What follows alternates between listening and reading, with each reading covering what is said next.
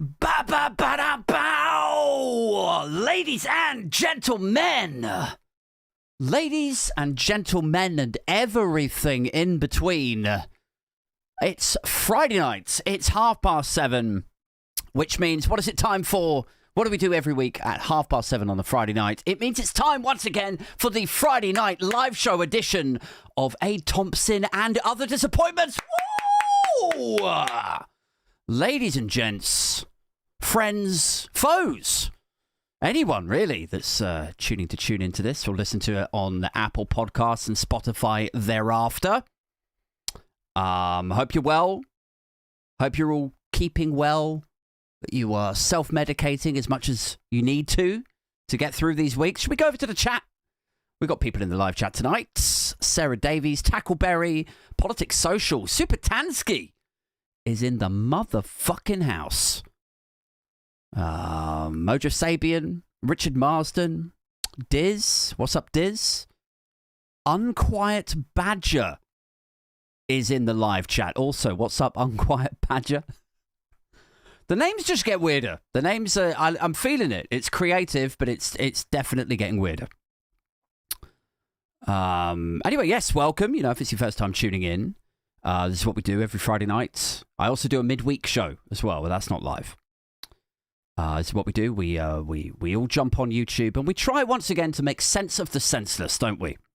Guys, so join me now as we sail these seas of dystopia and attempt once again to make light of the darkness. Once again, a doff of the cap to the Patreons, to the YouTube channel members. Make sure you guys get your comments and your questions in now because, of course, after the podcast main, as it were, we will break down the podcast to like a sort of lock-in section, won't we? At about 8:30 probably.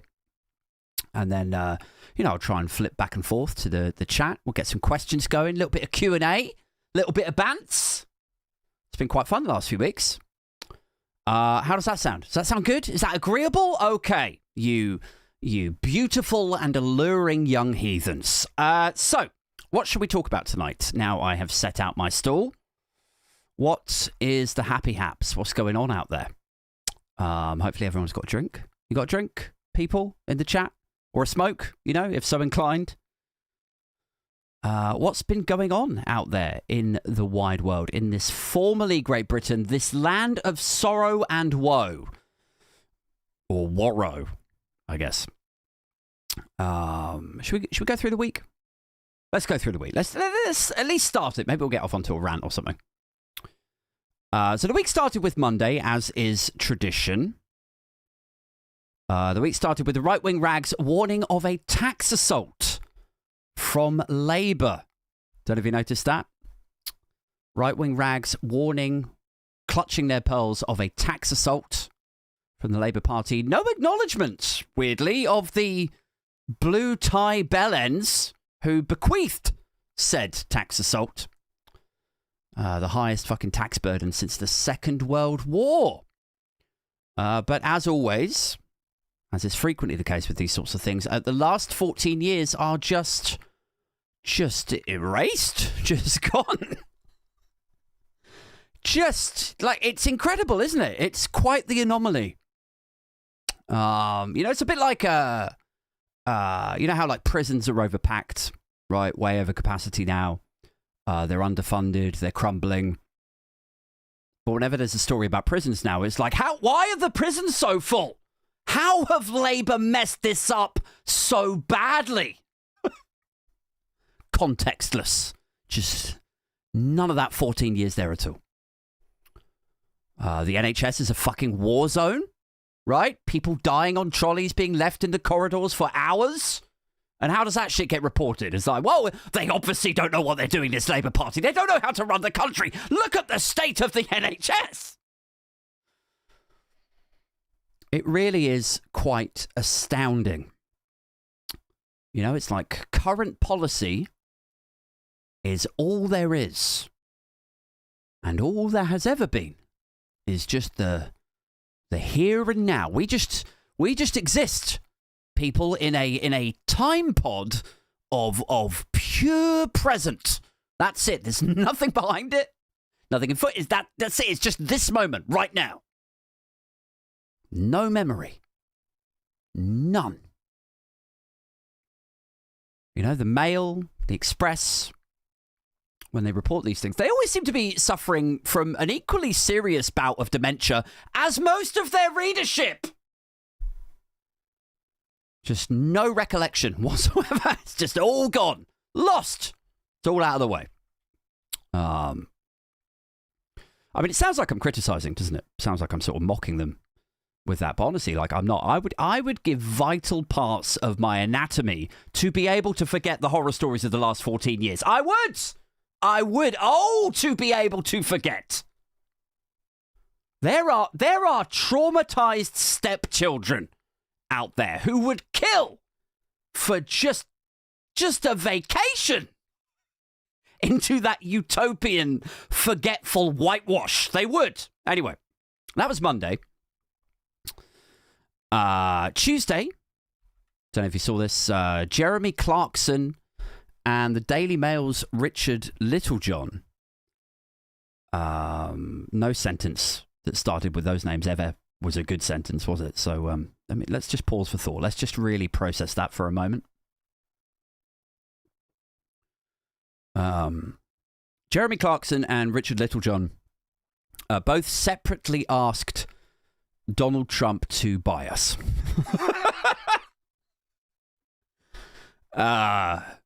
That's broke, indebted, fake billionaire Donald Trump.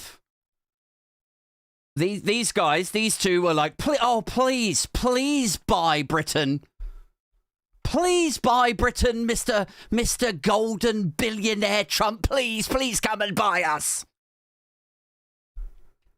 A fucking patriots speak, don't they? So that's Clarkson and Littlejohn. Interestingly, for the moment, Nigel Farage has stopped asking Elon Musk to buy him. That appears to have halted somewhat, and indeed to buy the Reform Party, which is that was a big story a couple of weeks ago, wasn't it? He's going to put 100 million in, but that seems to have been shelved now. But even so, like, is it just me? Is it just me, or like it is weird?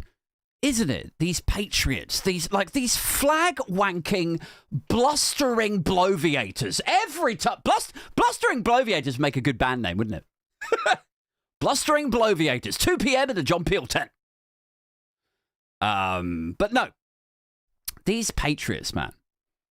You know, your Little Johns, your Richard Tices, your Nigel Farages, your Jeremy Clarksons. They are forever intoxicated on the flag, on freedom, on sovereignty, when it suits. But the second that a right-winger with a few quid enters the room, the integrity is just gone. Isn't it? The pants come down, the staff is wide open, like a departure gate on a reversing ferry. It is just... Then it's like, is there anything that you want? Is there anything that I can sell you? Could I sell you my country? Would you like to buy the king? You should buy the king. Is there anything else that I could do for you? You could do anything that you want to me. You could do anything. You could buy me. You would own me. Can I interest you in punching banknotes into my mouth while you're horse fucking me? Please own my country. Like, I'm not even kidding. Like, it's you can do anything that you want to me and the country that I profess to care about so much. That is the level of skin deep, superficial sovereignty and national pride that we are all having our eyeballs soiled with now, day after day, week after week. Loosely related, Wednesday, Elon Musk was widely ridiculed, wasn't he? After it was reported that he was being schooled in terms of his foray into UK social media and indeed UK politics by none other than that old social media and politics wizard, Dominic fucking Cummings. Hey!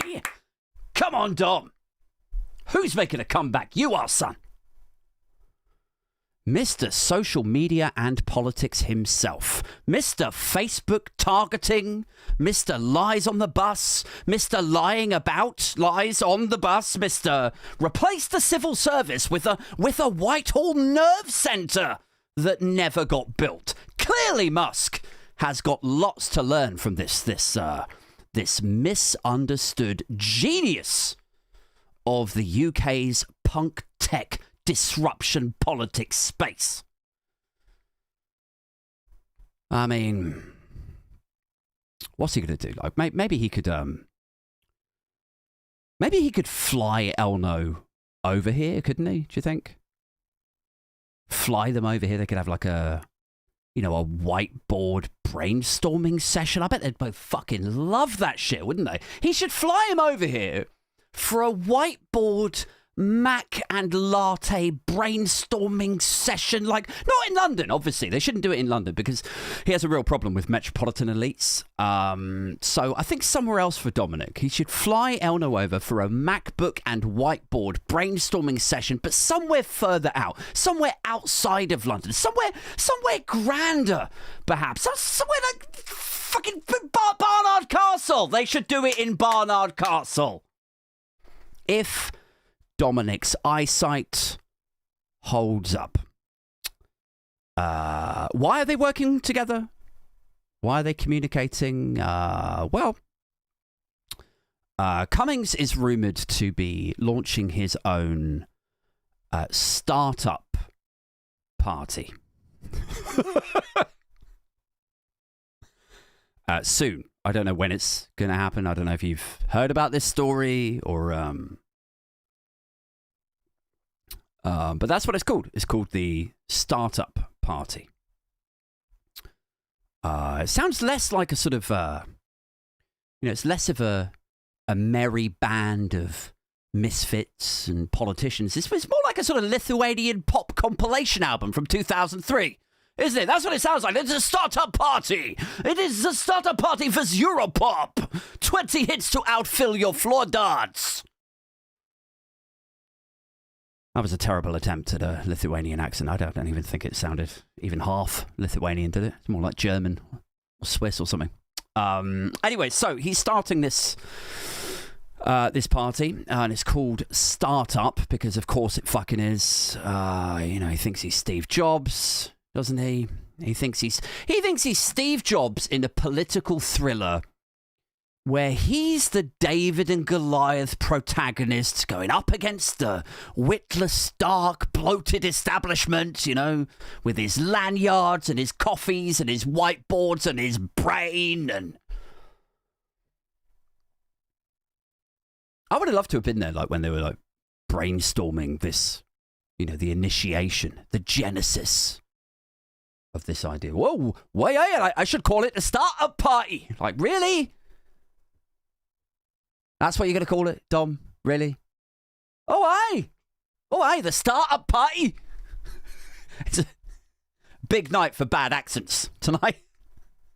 Oh, I know the startup party. I mean, of course, Dom. Of course, sure. Just go straight for the startup party. Why don't... Like, what even else was on the list? Did you even come up with one or two alternatives? Did you thought shower some other options, Dom? What were the other names on the list? What were the names that you rejected before you went straight to the startup party? That big old brain of yours. And it tops out at the most cliched fucking name that even your caricature would wince at. Fucking startup party. Of course it's called that. So he's starting a party. Another party is starting. Guys. Exciting times. Are you excited? I definitely am. at the thought of another party starting. Which means, look, if all the cards are played as they are being dealt right now, the 2028 election, 4 years away, right? Pardon me.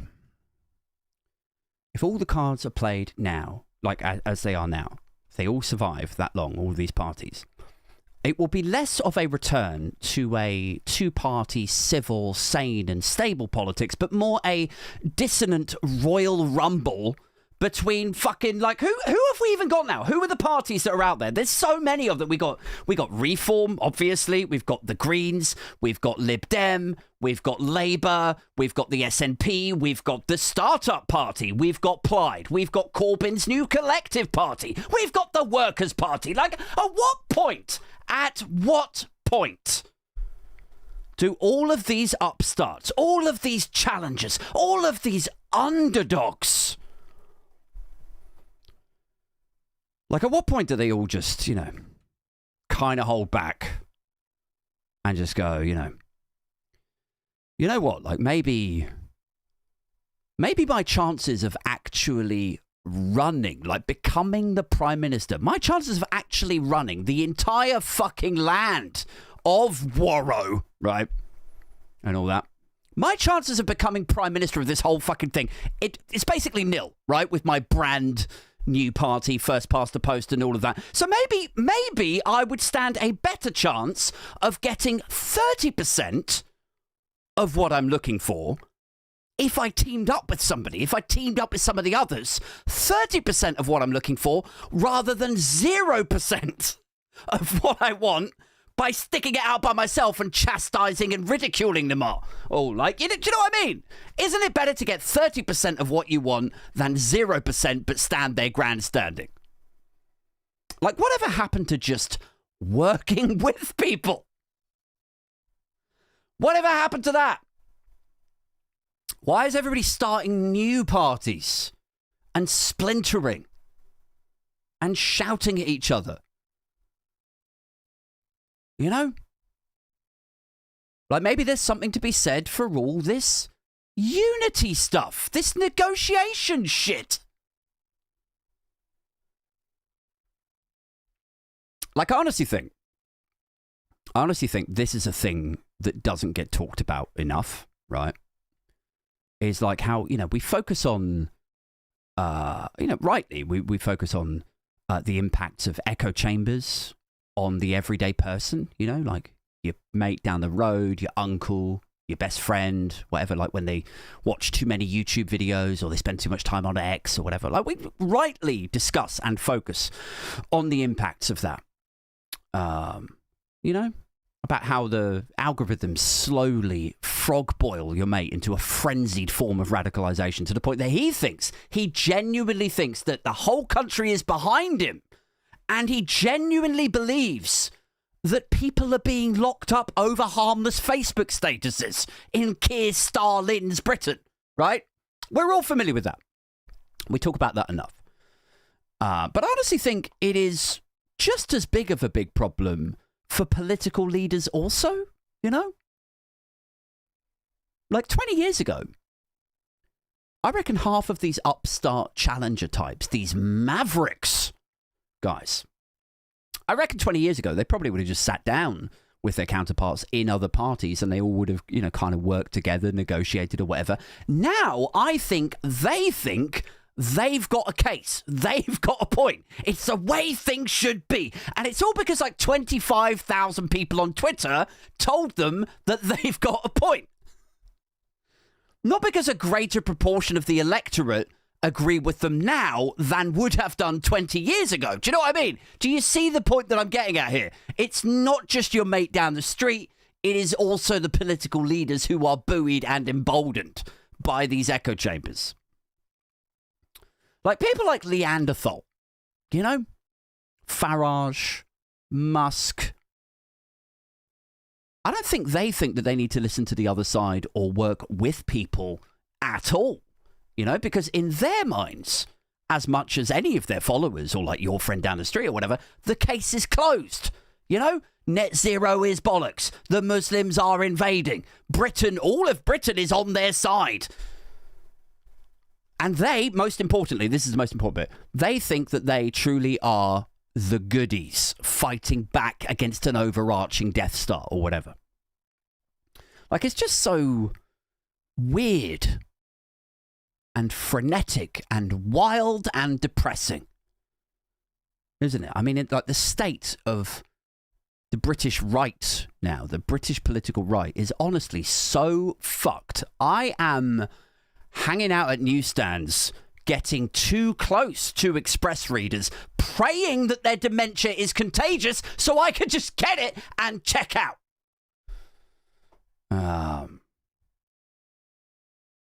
I just got did I get a super chat? Did I see that pop up a second ago? Let me go back. Questionable is it absence? I can't see all of it. Sorry.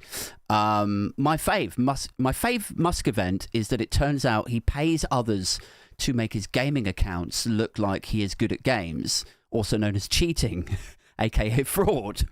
Who would have thought he's actually an idiot with too much money? Is this true? I mean, we could come back to this a little bit later on the Q&A bit, but I have heard, this is not the first time I've heard this, is that he pays to up his points in gaming and like in, what's the word, in the gaming communities. And it's similar with X. Like he owns X, but people have done stats on this that show that his tweets are boosted significantly more than even somebody with the following that he has. And then they look at some of the competitors, like other CEOs or other prominent accounts, and the metrics are there for everyone to see. It's clear he's being boosted. So yeah, I'd be interested to hear more about that. If he is in, if it is like, is it a gaming culture thing in gaming communities? Let me know. What else is in the news this week? What else is going on? Oh yes, there was a good story. Yesterday it came on my feed, but it may have been from a couple of days earlier, right? The former CEO, but still majority shareholder, of course, Natch, shrewd. Former CEO of the Scottish beer company Brewdog has given an interview in which he said Britain is a lazy nation. It's not work-oriented, and Britons need to end their obsession with work-life balance, which I thought was interesting. I thought, yeah, that interested me when he said that. Britain is a lazy nation. It's not work-oriented. And they need to end their obsession with work-life balance. Okay, all right. I'm invested. Let's talk about this. The reason I thought it was interesting was because it kind of like it taps in to the very different ways that we can see work in the United Kingdom. And on that, I shall now elaborate. Like he said, he reckons people who talk about work-life balance dreamt it up because they don't like their work. They hate what they do. But if you love what you do, you don't need work-life balance. What you need is work-life integration, which, to be honest, sounds like something out of a whiteboard session with fucking Dominic Cummings, doesn't it? What you need is work-life integration, guys. Sounds a bit whiteboard. So, here is the thing. James Watt was CEO of Brewdog, and he stepped down last year after former workers penned an open letter in 2021 talking about a culture of fear, toxic attitudes to junior staff. The following year, the BBC say several ex-employees accused him of inappropriate behaviour. This was in a BBC documentary. I watched it. It was actually quite jarring. He obviously watched it also. He complained to Ofcom about the BBC programme. Ofcom rejected it. One of the few times that I'm rooting for Ofcom. Like, yes! Go on, lads!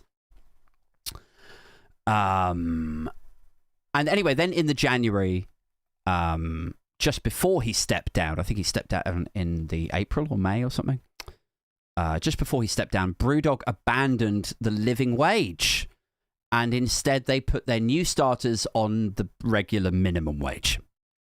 Okay, which, I mean, you get the idea. You're painting a picture in your brain, I'm sure, of the kind of individual that we're talking about. So he starts a brewery, and it seems to go pretty good, right? This is his bio. He becomes very rich off the back of it, and it sounds like I don't know the guy. Sounds like he's become a bit of an arsehole, maybe. And then he holds his hand up and he says, okay, well, look, maybe, with all the criticism or whatever, maybe I won't be a CEO then. It's too much heat, whatever. But obviously he still keeps his shares. So he gets all of the financial benefits, but none of the flack. Good for you. Smart move. Good stuff. Now, this week, I don't have a screenshot, I'm afraid. I'll have to edit it in later, in one of the clips. If you're not subscribed to the clips channel yet, by the way, jump on it, because I put up little clips of the Friday night show and the midweek one on there. But anyway, back to James Watt. So he puts this thing on LinkedIn or Instagram or whatever, and he's talking about the work-life balance thing, and it sends people, it rubs people up the wrong way for a couple of reasons, okay? Because he's just coasting on these shares, right? He's coasting on his share. He stepped down from the CEO role. He doesn't really have a job now. He's just surfing on the financial safety and security of those shares, while everybody else in that company does the hard work. How's that for a work-life balance, mate? I mean, you're living pretty good. People just don't want to work anymore, right? Uh-huh. Yeah. But B, because there's a real, job versus career discussion and debate and thing going on here, right? So he's all about people integrating work into their home life, is what he says. And if you watch the rest of the video, as indeed I did, his missus is in it too. And some of you may recognize her. Her name is Georgia Toffolo, and she's the lady off Made in Chelsea. Okay? So he's on this video, him and his missus, Georgia Toffolo, talking about how people need to let go of this work-life balance thing. People don't want to work hard. Britain doesn't have a working culture. Both of them are like, we never switch off. We never switch. Even when we have the kids on the weekend, James's kids come to stay with us on the weekend. Even when we have them, we never switch off. We're always working. We might have a business idea when we're sat around the kitchen table, is what she's saying. I always knew I was going to be with a man like James because he's hardworking. We both got that same thing. We're both aligned. We always think about business. We're always working. And he's saying, nobody wants to work anymore. This is the thing. I never switch off, blah, blah, blah. But it's that is a totally fucking different thing to clocking into your night shift, for another 7-hour shift of being on your feet endlessly, walking around, walking up the stairs, walking down the stairs, a 15-minute break all night, back and forth, load the glass washer, deal with this drunken prick right over here, then clean that table, serve these cunts, wipe this, clean that, wipe the other thing over there. Right, and then right at the end, here's your minimum wage check. Now fuck off. It's that one is a career, okay? One is a career, the other is a job. And there's a really big fucking difference there.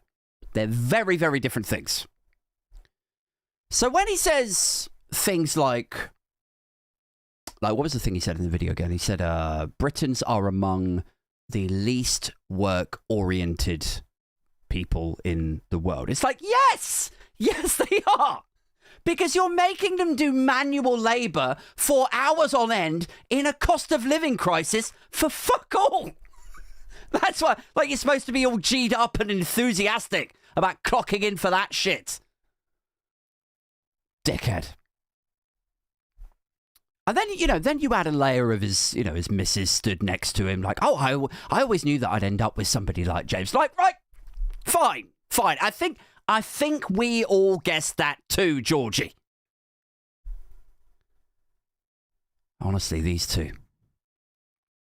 Him with his socio-economic detachment. Where he's like, is there some way that we could pay them less? Is there some way that we could pay them less but then disparage them and say they should work harder and nobody wants to work anymore? They should love it. Is there some way that we could halve their money? How much do we have to pay them, though, really? We can't do that. We can't do it? No? Okay, right. And then this plummy cunt is sat next to him.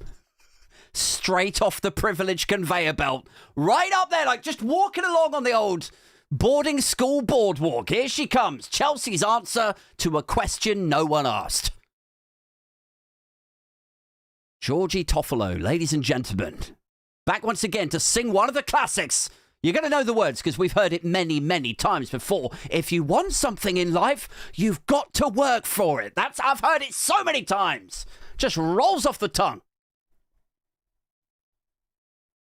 And it's such an obvious magic trick, this, that they come out with this stuff. When ultra privileged, wealthy people tell broke people, well, you want something? Well, you got to work hard. You got to keep your head down there. You got to work hard for it. That's how you get all of this stuff. It's like, oh, like you didn't. Okay, right. And they're like, oh, what are you talking about? I did data entry at my granddad's hedge fund.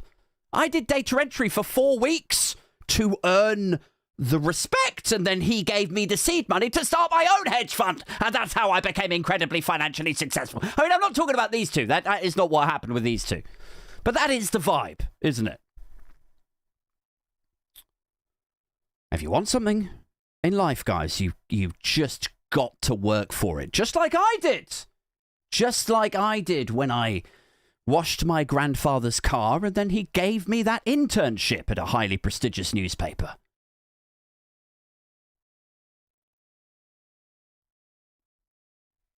I mean, it's sort of weird in a way. It's like if they're truly completely unaware, if they are ignorant in the nicest possible way that you can be ignorant, like where they truly think that their own hard work is the genesis of their success, rather than the sort of almost prehistoric cocktail of privileges and lifts up that they got before and probably during their entire success story. Imagine possessing that level of ignorance. Nothing came before it. No family money. No boarding school.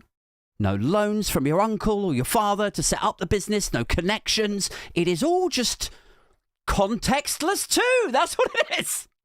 Decades of history before it just erased. Whitewashed, just like the Express. Boom. 14 years gone.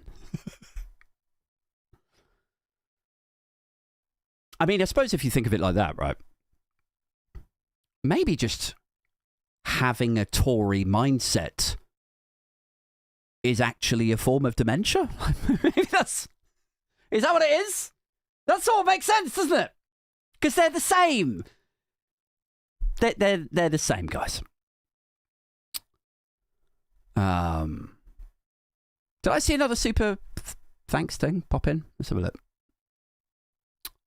My first ever super chat for my old shit flap, says Super Tansky. Oh, what's up, Tan? How you doing? Was there somebody else? I feel like there was another one. Politics Social. Welcome to Just Showing Love, £1. Oh, thank you, man. That's nice. People signing up for the page. What was I talking about? Oh, James Watt and Georgia Toffolo.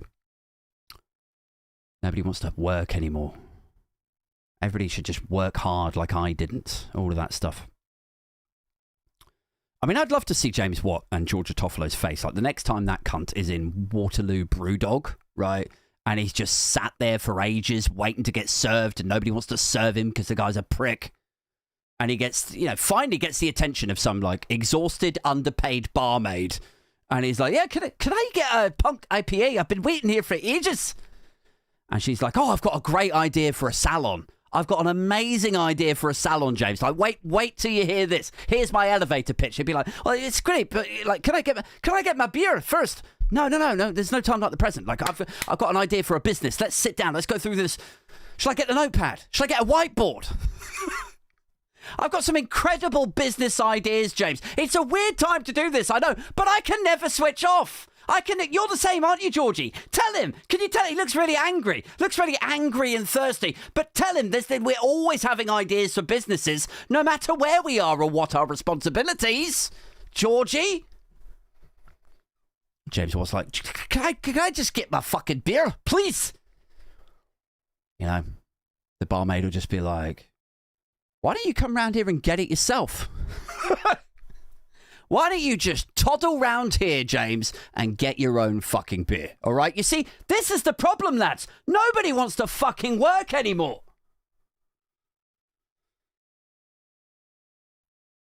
But I didn't work here anymore. I'm not the CEO anymore. I stepped down last year.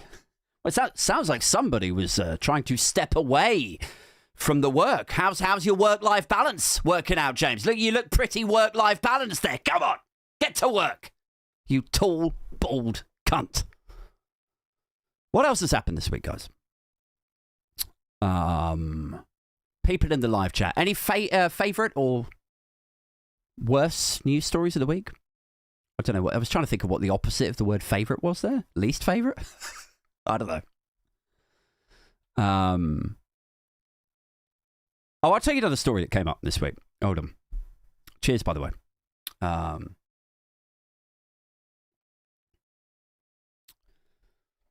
Another good story this week was Cretin Mike Graham of Talk TV fame. If indeed Talk TV fame is actually a thing. Is it a thing? Are you famous if you've been on Talk TV? I don't know. Jim Speaker's in the chat. He's like, farmer of concrete. Yes! Yes, that is what he is. Cretin Mike Graham, Talk TV fame. Here's a factoid for you about Talk TV. Did you know that if you just park the culture war stuff for a minute, right? All of the talk of invasions and headlines that Murdoch has come out with in his newspapers, things like white Brits will be the minority, in 20 years. More nonsense like that Sun headline, like 1 in 5 Brits, Muslims, sympathy for jihadis and all that. Just park the racism just for a moment, right? And then come back to whether Talk TV fame is or could be a thing. Did you know that Talk TV is watched by fewer people per day, per month, than the Islam channel? Did you know that? For all of his advertising, for all the billboards, for all of the Piers Morgan promo, love him or hate him, you can't ignore him. Piers Morgan's back. It's Piers Morgan tonight. For all of that promo, all of those billboards, Talk TV is watched by fewer people per month than the Islam channel. Which is, it gives you some context, doesn't it? If not comfort. That more people watch the Islam channel than the other fucking bullshit that's so often selling ad space, seemingly trying to demonize it. And it kind of makes you wonder, doesn't it? Kind of makes you wonder, like, what are the Islam channel doing that Talk TV could possibly learn from? If the Islam channel are commanding a greater percentage, a far greater percentage of their target demographic, Because remember, there's only 3 million Muslims in the entirety of the United Kingdom. So the equivalent, statistically, is it's 2/3 of those people are tuning into the Islam. I guess a lot of that is like returning people, like coming back to watch stuff. It's not like 3 million individual unique viewers, right?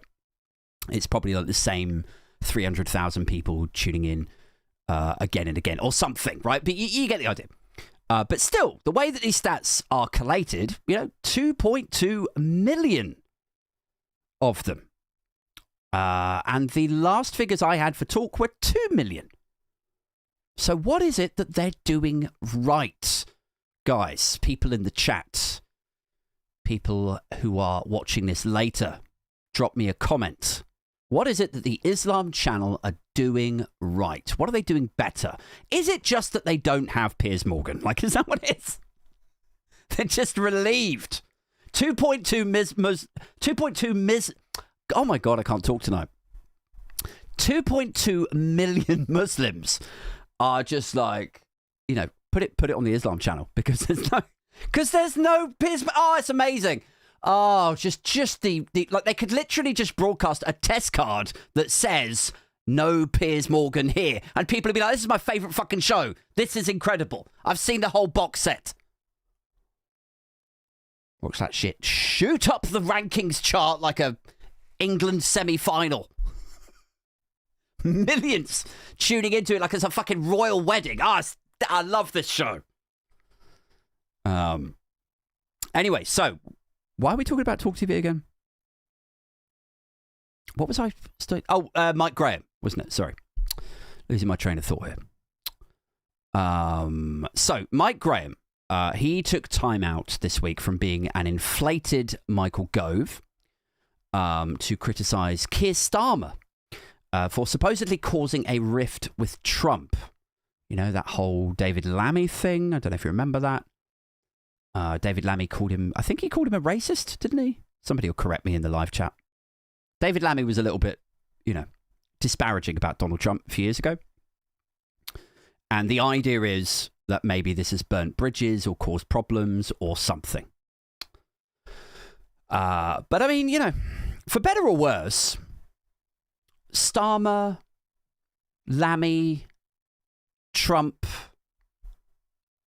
they all had dinner together last month. They all, met up and talked with, like, it doesn't sound like they hate each other. Like I don't personally love it. I'm not a fan of that, really. I think they should stand their ground and have a little bit more integrity. Show some fucking balls. But it is what it is. Like, that is just what it is. That is the reality. But Mike Graham comes on air and he says, because of this imaginary, manufactured ill feeling between them, Donald Trump has refused to invite the British Prime Minister to the inauguration, and what a shame this is for Britain. What a stain on our history is what he says. He says, I've got the quote here. He says, Keir Starmer has not been invited to the inauguration of Donald Trump in a major snub. He says, you can't mess around in politics and pretend you're in a student union. A massive stain on British history that our Prime Minister won't be there. Right? That's Mike Graham. And maybe you hear that and you think, well, I mean, maybe he's got a point. Politics is about relationships. We were only saying a short while ago, it's about give and take. It's about negotiation, understanding. It's about relationships, Aid. We have a special one with the United States. Maybe it is a shame. Maybe it is a stain. If Starmer and Lammy, the broader Labour Party, is student politics, maybe it is a shame if they have scuppered that, if they've ruined that relationship. Maybe you're thinking that. But this is the imaginary fantasy land of the modern right. You know, like we got two-tier policing over here. We've got Marxist Sir Keir Starlin jailing people for their Facebook statuses over there. And then somewhere in the middle of all of this, like we've got fucking trees that grow concrete and Trump snubbing Starmer. None of it is real. It's all imaginary. And it's fine to be wrong about things. You know? He hasn't been snubbed, but it's fine. If you thought that he was snubbed, and it's the first time that this has happened, if you truly believed that, and he posted a thing, and it turns out you're wrong, it's fine. It is fine to be wrong about things, as indeed, Mike Graham appears to have conceded that it's more than okay to be wrong. Again and again, he's at peace with that. It's okay to be wrong, in Mike Graham's mind. But then he's corrected, right? So he says, first time in history, he's been snubbed, and people on Twitter immediately clap back. People who know more than Mike Graham, of which there are quite a few. People on Twitter are like, Gordon Brown didn't go. Tony Blair didn't go. Right? And this account, which I love, it's supposed to be the Twitter account for Larry the Cat in number 10, right? The fucking Downing Street cat. The Larry the Cat account clapped back. He said, cat check. There is no record of any British Prime Minister ever attending a US presidential inauguration. So the massive stain in British history has existed since 1789 and encompasses all 59 inauguration ceremonies so far. And again, it's fine to be wrong. It's okay. It's totally fine. Then he doubles down. He's like, actually, we did attend. In 1941, 1961, 1973, and 2001. Thanks for playing, right? So smug. And everyone's like, I don't know where he's getting this information from, but it's still incorrect. It's still like everyone's like, what the fuck is this? Is this alternative facts? Have time and physical presence now become millennial and Gen Z constructs? Now, is this the new line of the culture war? Is it? He invented his own reality along with the rest of the British right. Like a Talk TV and GB News and the Telegraph. They're going to be, these bloody kids these days with their years and their decades and their laws and the restrictions of physics. And they're just going to reverse fucking envelope into a wormhole of dark antimatter. That's basically where they're heading with their total lack of reality. So he says... actually, we did attend. Smugly. He says, actually, we did attend in 1941, 1961, 1973, and 2001. Thanks for playing. Which is wrong. And, smugly wrong. Thanks for playing, guys. And so then history author and Byline Times journalist Otto English enters the room. And he quote tweets him, and he says to him, nope. Still wrong. He says, no British PM, or indeed any other world leader, attended a US presidential inauguration since records began in 1874. And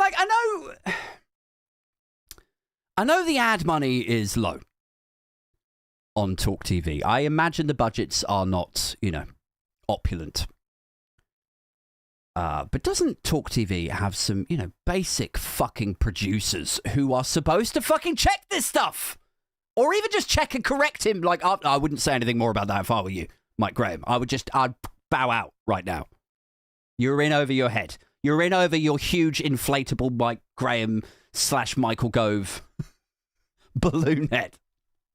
Take a break. Work-life balance, son.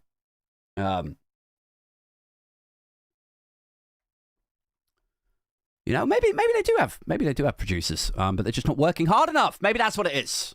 Maybe somebody in Talk TV needs to shine the twat signal and get James Watt and Georgia Toffolo in their stat. Sounds like Talk TV's producers are among the least work-oriented in the world. To me.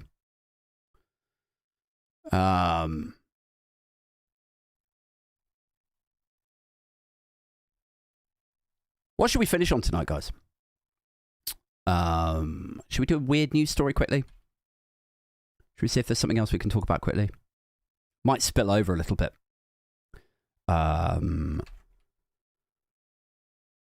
Yeah, fuck it. Let's do it.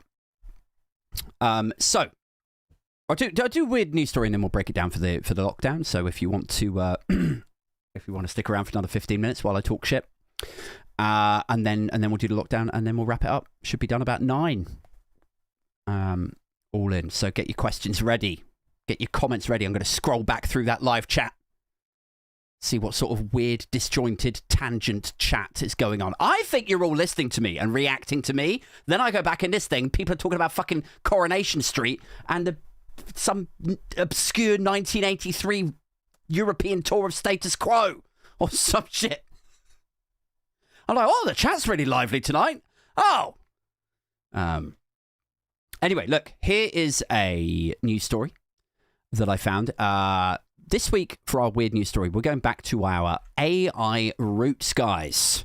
We're going back to our AI roots, where the podcast started, the tech, the futurism, all with a healthy dollop of satire thrown on the top. This is from the Minnesota Reformer news site. You can also find it on Reuters, though, I found earlier. I do little amounts of fact-checking, just to check it's not, because a lot of these stories are weird. A lot of these stories are fucking hella strange. It's like, did that really happen? So anyway, this did really happen. The Minnesota Reformer, and the headline says, Judge rebukes Stanford misinformation expert for using ChatGPT to draft his testimony. So let me read a little bit of this to you, or give you the intel, and then you're going to realize how unutterably ridiculous this is. So there's a few characters in this story. There's Minnesota's Attorney General. It's a guy called Keith Ellison. There's the district judge. It's a lady called Laura Provenzino. There's a satirist who's a guy called Chris Coles. But he's got some YouTube channel called Mr. Reagan, I think is the name of it is. Now, last year, here's the context. We do context on this show. Last year, there was this deep fake law which came into effect in Minnesota, prohibiting people from using deep fakes if you are using them with a view to influencing an election, right? Which is good, you might say, law-wise, democracy-wise. I mean, like long-term veteran binfluencers will recall that I have been ringing the alarm bells about this for fucking years now. Boring you all to tears with it, no doubt. Like, I bet some of you are just like, I wish somebody would invent deep fakes, deep fake videos, and then I could like program a version of UAID where you don't bang on about the fucking deep fakes all the time, you boring prick. But I have been, warning, waving the red flags. Dashboard is flashing red for me about deepfakes. So they bring in this law in Minnesota saying that you can't make... Oh, shit. Just gone way away. Okay, there we go. So they bring in this law in Minnesota saying that you can't make political adverts, which you will know in America are very popular.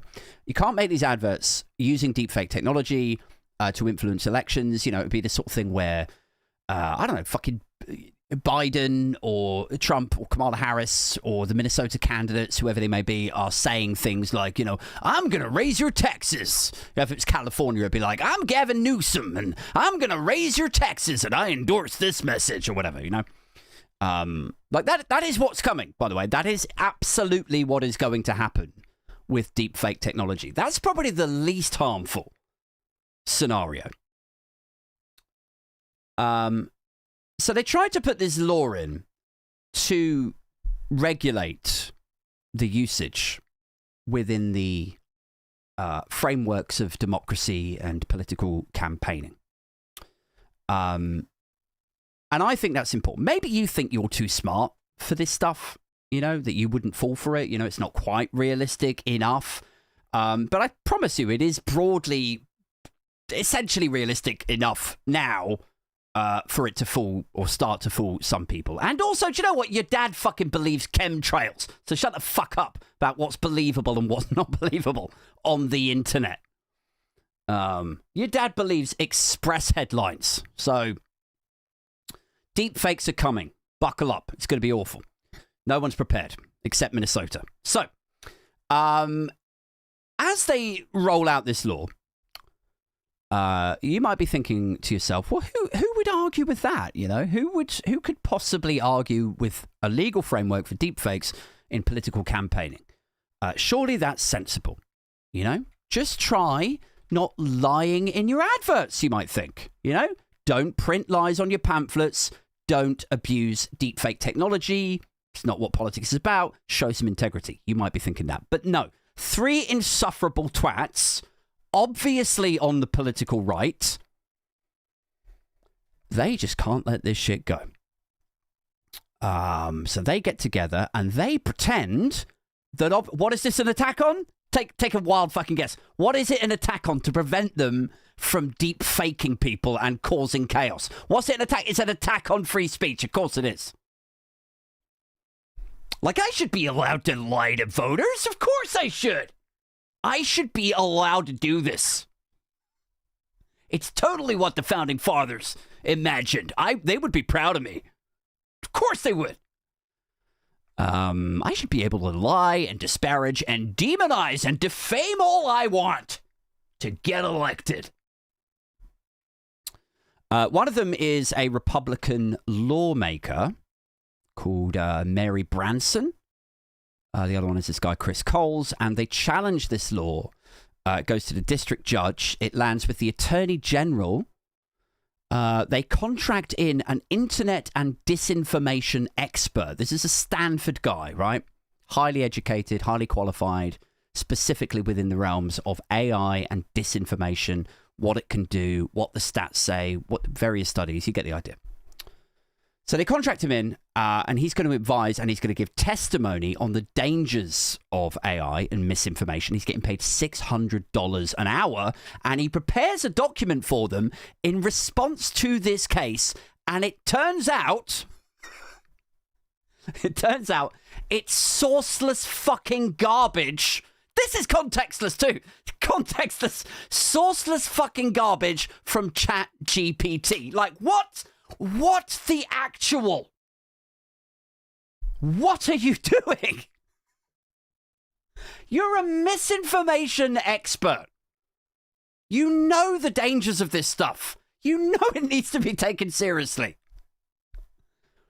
And you've been drafted in to advise on possibly one of the most important pieces of local legislation, admittedly, in American politics right now. But like, who shouldn't be talking about this stuff? Maybe this is the start of that conversation. Who shouldn't be talking about this? Only a few people are. And you could have and should have been part of that conversation. It's such an important one. One of the only courts and legal teams in the world to actually be taking this seriously is in Minnesota, and you're contracted in, and you just phone it in with your fucking ChatGPT bullshit. And so then, what do you think happens then? Obviously, the guys challenging the law go into the court. They go through his testimony, and they're like, are you the disinformation expert? Yeah, that's me. Right, okay, well, I couldn't help but notice that you said in this part that the studies have shown that most people over 70 would not know to even question if something was a deep fake. and that over 70s are more likely to vote, which then those two things contributes to an overrepresentation within the electorate of people who could be fooled by deep. Yeah, that's right. Right, but the source that you have cited seems to be what is it? What? It appears to be cited and sourced to Clark Kent of the Daily Planet. All right, okay, this is embarrassing. I'm so sorry. Probably one of my kids just deleted it and put it in there for a prank. I'll look into that. I'll get onto that pronto. Right, okay, but here's another one. This one seems to go directly to Bloggy McBlogface, newsusa.com. Right, okay, yes, that's a mistake. Like, who's doing his research? Fucking Mike Graham. Who's researching this shit for this man? Sitting on GPT, phoning it in. So he's an internet and AI misinformation expert testifying on the dangers of these technologies, and then he's sending in his own faked shit from an AI GPT thing. That is what's happening here. Okay? Still with me? Good. And so, the plaintiffs, the guys that are challenging it, are screaming about how he doesn't have any credibility, which he kind of doesn't, right? It's gone. They're saying you can't believe anything that he says. So we definitely now should be allowed to go on TV with fake Bidens and fake Kamalas and say things that you can't believe anything that they say. Like, the whole thing is so just weird and meta and levels deep post-truth. Isn't it? Like, why do you even have a problem with him using ChatGPT and with it producing fake news is effectively what it is, and citing it as a means of legislating when you yourself are campaigning to be able to use AI technology as your own means of getting voters to make weird, fake or misguided choices? Like, the whole thing does not add up. It's so weird. Anyway, it says the plaintiffs moved to have the testimony thrown out, and Hancock, who's the guy, the academic, Hancock subsequently filed a document admitting that he used a version of ChatGPT to draft the testimony, which included the non-existent citations known among AI researchers as AI hallucinations, apparently. It's where something like GPT kind of dreams up the next line, or fact, or source. It's not necessarily true. It says the Attorney General's office argued Hancock should be allowed to file an amended declaration containing correct, non-hallucinated citations. I mean, like, come on. It's not, no, you've blown it. It says, but in a ruling dated January the 10th, U.S. District Judge Laura Provenzino strongly disagreed. Yeah, I'm not fucking surprised. Hancock's citation of fake sources shatters his credibility with this court, Provenzino wrote. While acknowledging that AI software may have valid uses in legal settings, she concluded that when attorneys and experts abdicate their independent judgment and critical thinking skills in favor of ready-made AI-generated answers, the quality of our legal profession and the court's decisional process suffer. The judge makes repeated note of the fact that Hancock submitted his original document under penalty of perjury. Wow. Signing a declaration under penalty of perjury is not a mere formality, she wrote, but it's rather an acknowledgement of the gravity of the undertaking and a mechanism for ensuring truth-telling and reliability as well as trust. I mean, it's difficult to take any mention of the American judicial legal system seriously these days, isn't it? I mean, you got a corrupt, crooked rapist about to re-enter the White House after being let off from a coup. So the idea that you're going to jail like this guy for perjury, it feels a bit much. Bit of a stretch there. But I don't know, maybe next week they'll be jailing the DAs that were after Trump, before. Jail them for fucking national security or whatever. So what even is justice in America these days? Who knows? It says,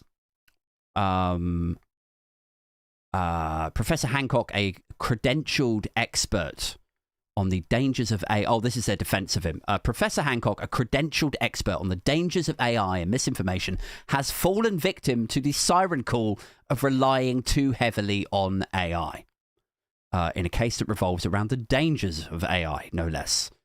The irony. Which is basically like saying, look, it's a really serious thing that he's always warning about. Because, look, even he can fall victim to it. Even he can fall victim to this dangerous internet misinformation thing. It's like, okay, that's what happened, is it? He tripped and fell over and just accidentally ended up with all of this misinformation mailed in. Like, he wasn't lazy. Guys, he wasn't lazy and just asking ChatGPT to do his work for him. He definitely wasn't just sat there with his feet up, lolling, charging you $600 an hour, kicking back, watching the Islam channel. If you ask me, dear listeners, dear reviewers, people in the live chat, deep fakes and democracy are not the problem. All right? If you ask me, seriously want to know what the problem is? The problem is, it sounds like this fella had a bit too much work-life balance. I think that's probably what the problem is. All right, guys. Right, that's it for this one. That's it for the podcast proper. If you're not sticking around for the lock-in, then I shall bid you farewell. But if you are partial to sitting here and kicking back with yours truly, then I'll be around for the next 20 minutes, half an hour or so. Throw some Q&A in. If you can tear yourself away from said Islam channel. Shall I put the music on? Who wants to lock in music? Should we do it? There we go. Ba break it down. Oh yeah.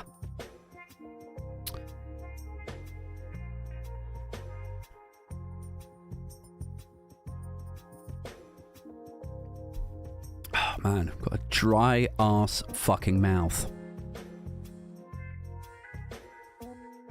Drier than a nun, bruv. I can turn my posh cam off now, can't I? Super Tansky's in the chat. She's like, in the chap? Are you in the chap, Tan? She's like, this is hand job music. Why? What makes a good hand job song? Dare I ask? What makes a good job to bust out a hand? Honestly, I think I've used up all of my linguistical power now tonight. What makes a good song for a hand job? And shall I turn off the posh cam? I'll just turn it off. Hold on. There we go. Here's something really embarrassing. I forgot to press record on the podcast software earlier, so now I'm going to have to wait an entire day for YouTube to process the stream. Like, once I finish doing the stream, it takes about a day for them to process it, and then I'll have to download it manually and like re-upload it in, as an audio. So I do apologize for anyone that's going to be waiting an extra day now for that. Sorry. Zero saying coming in the air tonight. Nothing too fast. It causes friction for hand job music. Okay. Grand Dude is like a BBC children's TV show theme tune off the 80s. That's slightly... I mean, look, my bar is high in terms of offence and weirdness. I let the weirdness out quite often. Tan will attest. But even for me, that's pushing it. Don't know if I could... I think if I was getting a hand job and somebody put on children's TV theme tunes, I think I'd lose my erection. I think it would weird me out.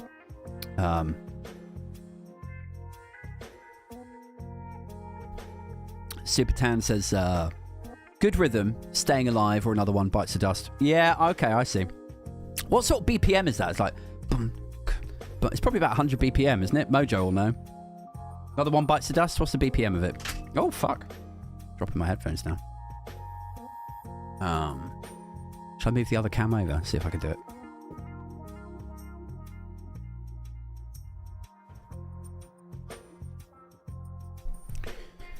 Oh, shit.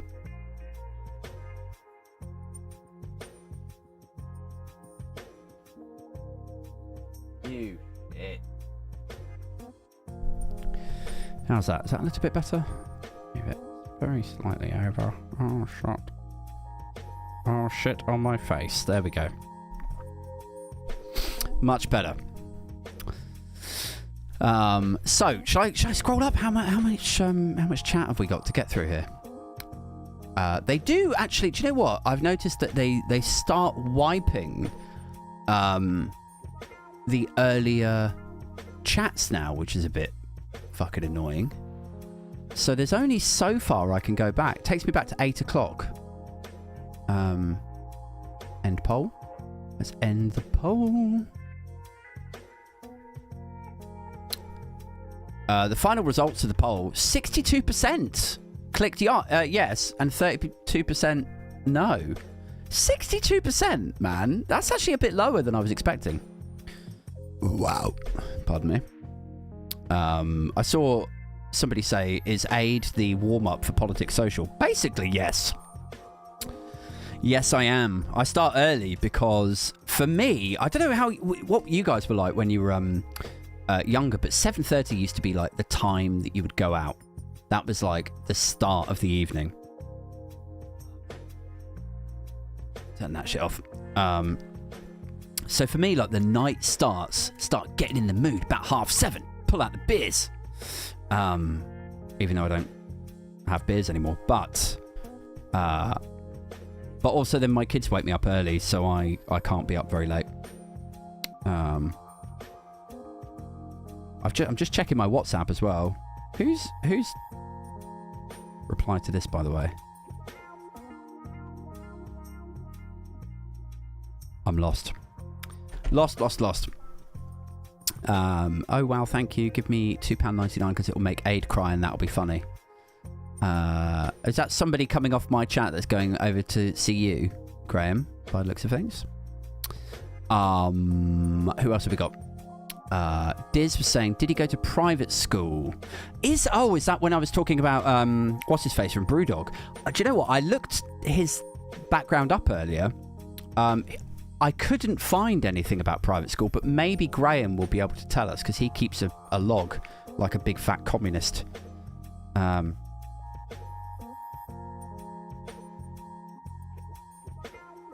Sorry, fans going weird.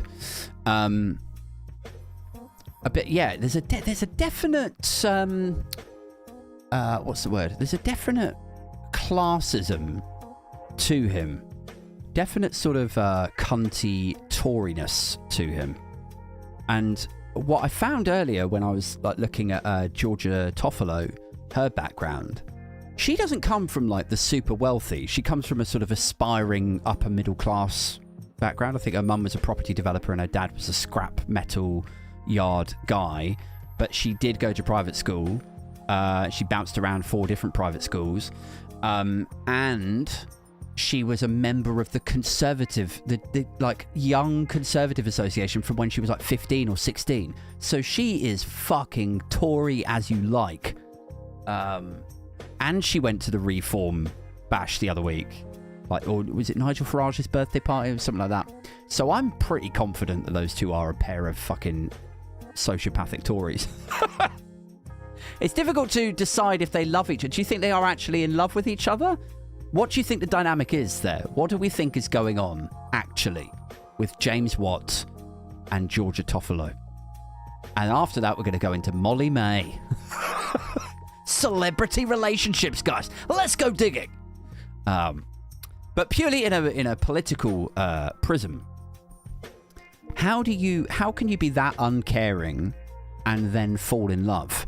And if both of you are that Tory and uncaring, how can you love each other?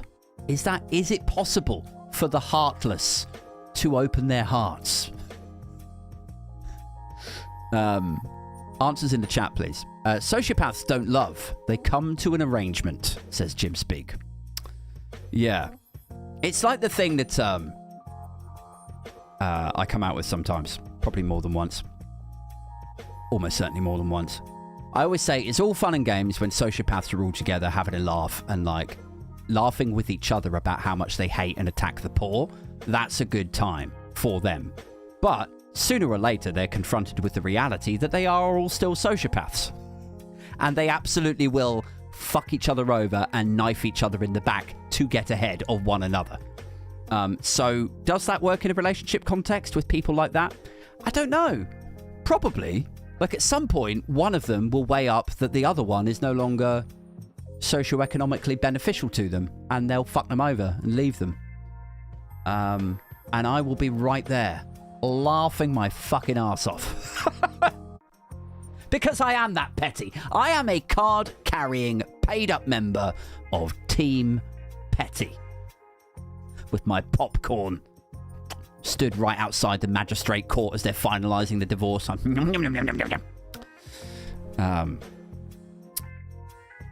Zero says, marriage of convenience. Yes. Only Tories sleep with Tories to keep the bloodline going, says Richard Marsden.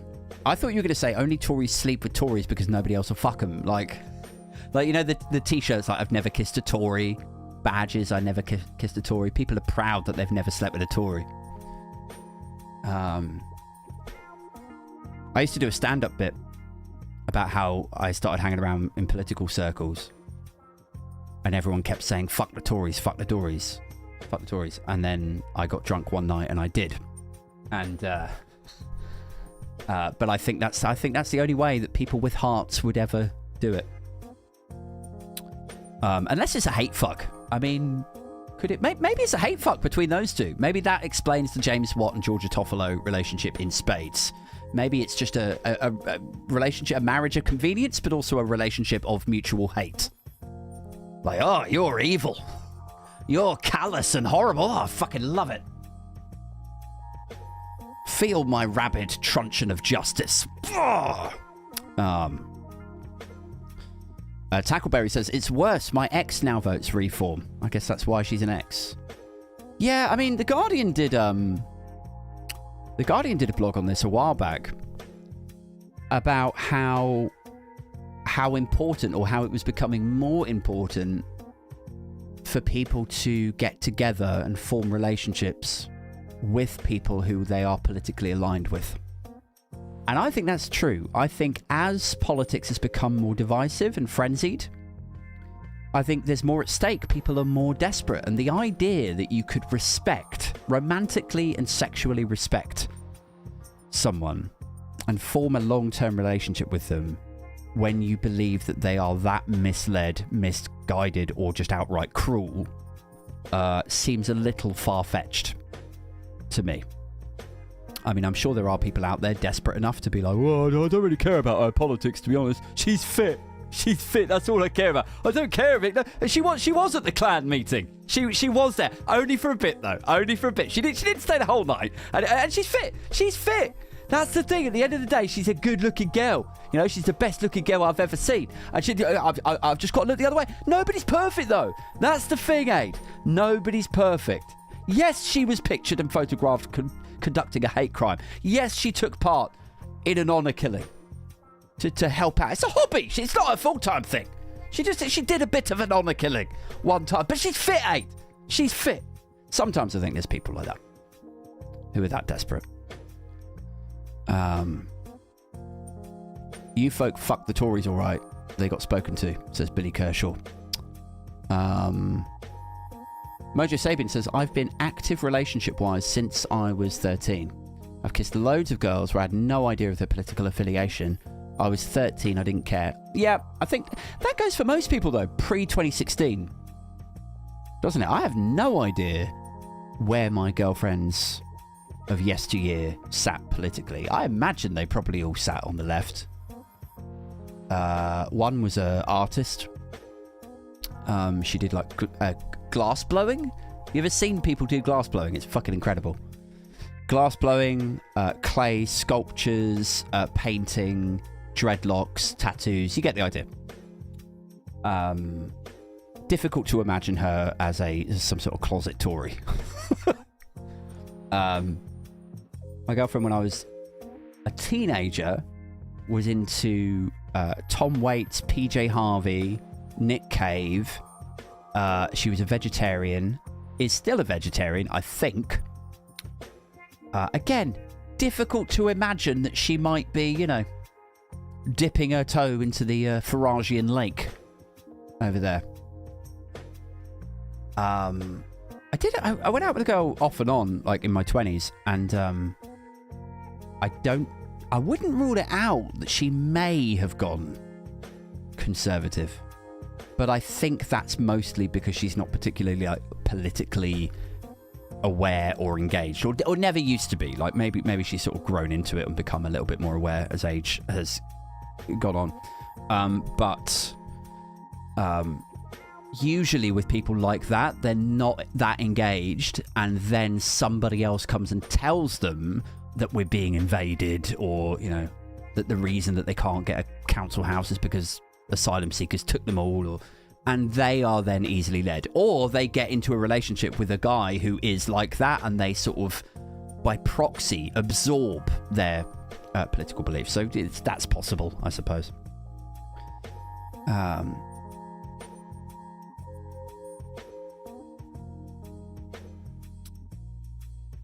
What else have we got? I'm really pleased that Supertansky and Graham have stuck around for so long tonight. What's up, guys? If I'd known that you were both free, I probably would have got one of you on as a guest. Because I was sort of, you know, panic prepping earlier. I was thinking, would it just be easier to have a guest on and just talk shit for an hour? But it's been all right.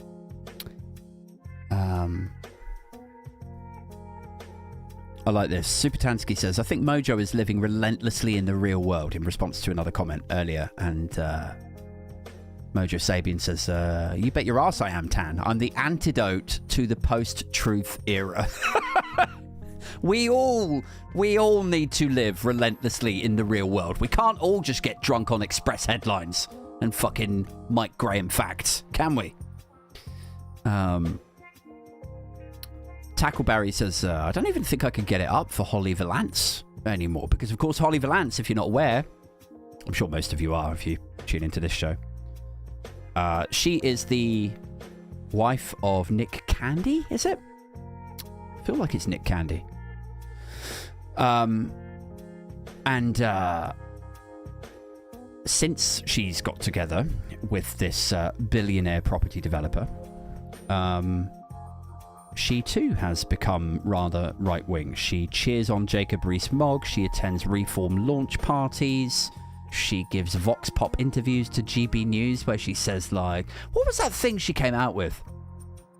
I would love to remember the thing that she... I suppose I could Google it, couldn't I? Somebody in the chat can tell... Like, what was the thing that Holly Valance came out with at the Reform Vox Pop thing? This says it is Nick Candy. Thank you, man. What was the thing that she came out with, man? Oh, it was something like everyone starts off as a lefty, but then you realise that you realise that all of their ideas are shit, or something like that, wasn't it? Everyone starts off as a lefty, and then gradually you grow up, get a bit older, and you realise that all of their ideas are shit. And everyone was like, what the fuck? I wish I could have a good idea, like just marrying a billionaire. That is a good idea. What a wonderful, like, I remember mocking her, saying like she is the last vestige of hope for social mobility, because you could just take somebody who's relatively broke. I mean, who even was she? Really? Like, she's a pop star with like two hits, that's it. She had the Kiss Kiss one and the follow-up, that was it. Label, like, right, I think you're done now. You've had your fun. She was in Neighbours. She probably made a bit of money out of Neighbours. She probably had a net worth of about 1 to 2 million, I'm going to say. Unless I'm discounting something or I'm not aware of something. Fine. Don't care if it's 5 million or 7 million. But she wasn't like a high roller. She would have still had to work. She probably had a mortgage. Social mobility comes knocking on her door. Hey, do you want to marry this billionaire, love? Yes, I would like to. Oh, and the reform cameras are over there. Yes, everybody should work harder. Yeah, all of Labour's ideas are shit. Which way to the soiree?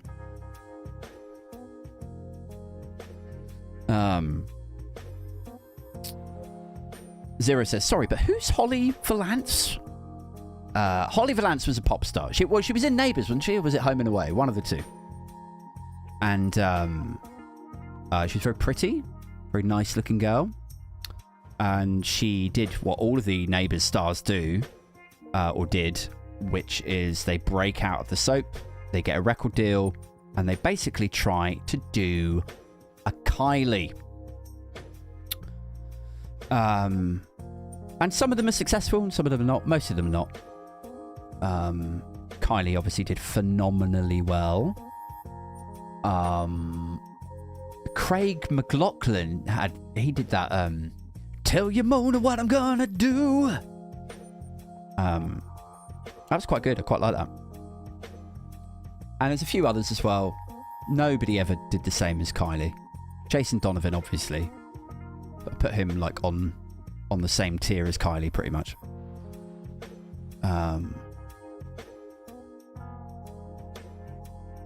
Jim Speaks as Margot Robbie done well. Was Margot Robbie in Neighbours? Or Home and Away or something? Because obviously I'm aware of Margot Robbie. I mean, she would be my, like, if you're familiar with the expression like hall pass. I mean, let's not turn this podcast into a fucking, sausage fest of guys talking about who they'd love to bang. But I'm just saying quickly, of all the women in the world, I'm just going to say she's very pleasing to the eye, as is Mia Kunis. They're my two. I would love to meet them, but I think they're really smart. They've probably got some great ideas.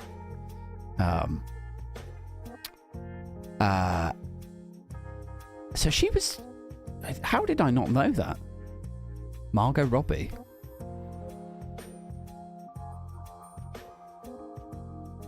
I feel like I should know that, man. How has that never come up? I know she's Aussie or like Kiwi or something. Let's have a look. Where is she?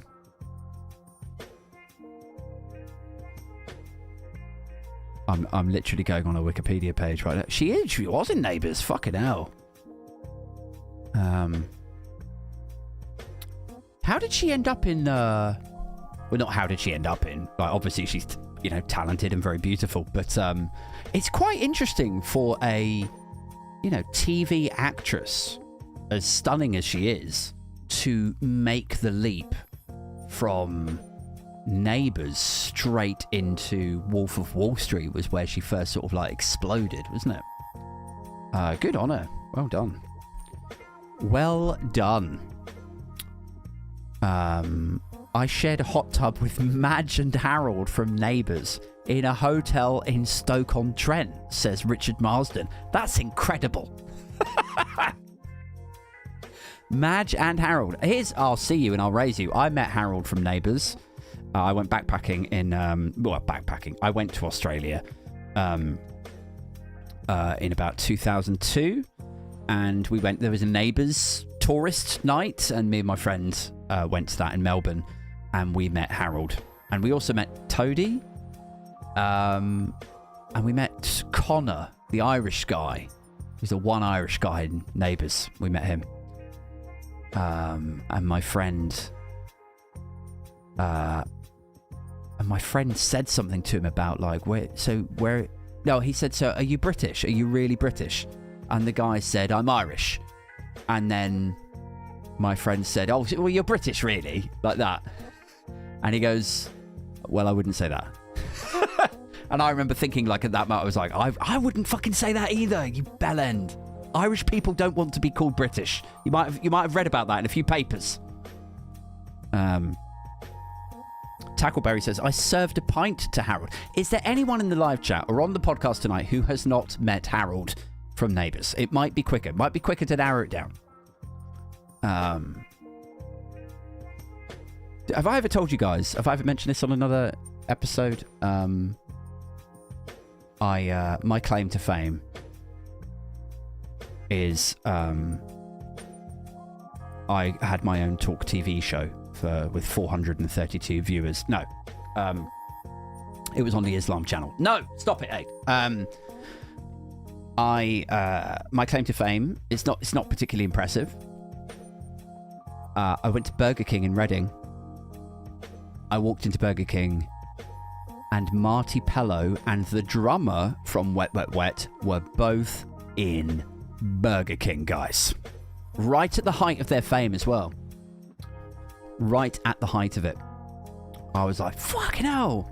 I don't know why they were in Reading. Maybe they were performing at like Rivermead. Maybe it was just as Love Is All Around was blown up. Something like that. Because otherwise it'd be like too small for them, wouldn't it? But yeah, I remember thinking, fuck me. Superstar in Burger King. And my mum fancied the pants off Marty Pello. Should have gone up to him and like asked him for an autograph or something. But I always feel weird about doing that. I feel it in my fingers. I feel it in my toes. It's frostbite, Marty. I knew a bloke called Ian Smith, says Ben. I was just about to contact Victoria Atkins by email. Should I leave her be for a while? Says Billy Kershaw. I've not met anyone from Neighbours, says Jeannie Bottle. Sarah Davies has met Richard Hammond twice. Oh, I love this. Mojo says, did you know that Abe Thompson has a political talk show on Russia Today? It's banned here. That's why he thought he'd get away with it. Do you know what? Maybe that would be... maybe that's a new marketing technique for me, Mojo. Maybe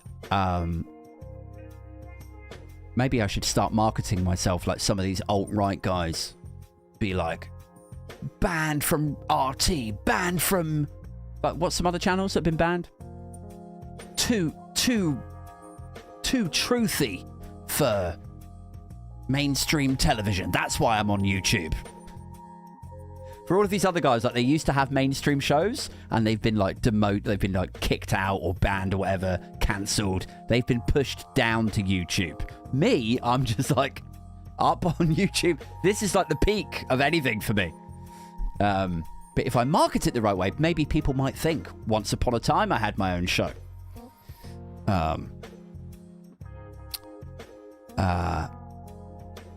Super Tan says, get on the Islam channel. I'd probably get more viewers than if I was on RT or GB News or whatever. Star of the Islam channel. I'm going to put that on my Edinburgh Fringe posters if I ever do the Fringe again. As seen on the Islam channel. I mean, what could I even guest on them? But there's probably shows on there that would have me on as a guest. I mean, it's no weirder than, you know, having a Muslim guy on a talk TV show, right? Who's got... This is what I need. I need a producer who works at the Islam channel. I know a couple of producers who work at like... Well, I say I know them. I've got contacts in my phone and like messages and stuff from people at GB News, people at Talk TV, people at LBC. Never does me any good. Nobody wants to know. And that's fine. I get it. Bit too frantic, bit too chaotic, bit near the knuckle sometimes. I understand. But I haven't burnt any bridges yet with the Islam channel. So if anybody's got a contact at the Islam channel, I'm just saying, the diary at the moment, be quick, because it will fill up. It won't fill up. But if you have an in for me at the Islam channel, please, you know, hook me up. Right, I better go, man. I gotta go inside, check on my little ones. Check that my son is going to sleep. Check my daughter has nodded off. This has been loads of fun tonight, man. I've had a really good time. So thank you so much to all of you for tuning in. Do definitely go and check out Politics Social. Graham will be starting at 9:30. So you've got 20 minutes. That's just enough time to fill up your wine glass and go and have a poo. Have a nice, relaxing poo. Just let that shit slide out of there. Like Nigel Farage's staff as he's backing that thing up to a rich white right-winger. But yeah, I'll be back on Monday with another alternative paper review. I do those every Monday to Friday, and I'll be back next week, Tuesday or Wednesday, with the midweek podcast. This has been lots of fun. Thank you, guys. Make sure you click the like button before you log off. Thanks to those in the chat. Until next time, keep it booge. Keep it binfluencer. And I am out this motherfucker.